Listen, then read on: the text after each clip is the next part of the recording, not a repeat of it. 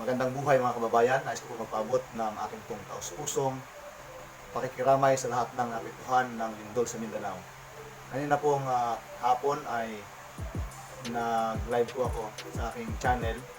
Nagbibiro ako dahil marami akong nakitang post sa comments ng YouTube at FB tungkol sa mga dahilan kung bakit lumindol sa Mindanao, na kung tutuusin hindi naman talaga natin alam kung ano ang dahilan, dahil ang lindol po ay hindi po nagpapaalam kung kailan darating. At biniro ko pa nga tungkol doon sa kay Pastor Ibuloy at tungkol doon sa Kapa. Kaya lang, nung ako po ay nakapanood ng balita sa TV ngayong gabi ay medyo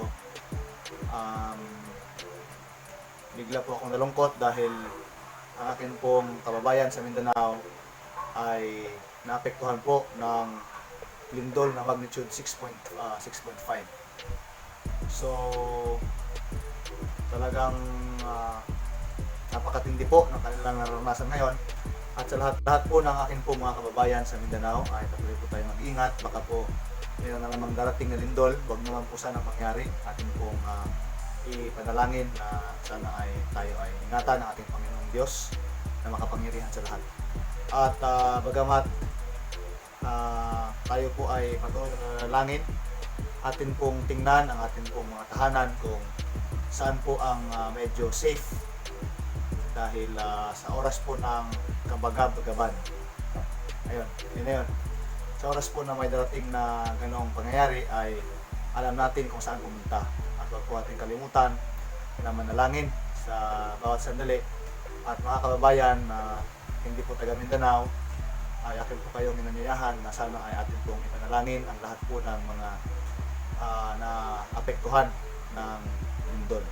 Hindi po basta-basta ang kanilang nararanasan. Wala po silang mga titirhan dahil ang kanilang mga bahay ay nasira at ang kanilang mga gamit ay ayun, sira na nga. Kailangan po nila ng tulong natin. Sa mga kayang tumulong ng pinansyal ay makapag-ugnayan lang po sa TV. Kaya nakikita naman natin sa TV ang mga pwede pong abutan ng tulong. So nananawagan po ang lokal na pamahalaan sa Mindanao at natin po sila patuloy na ipanalangin.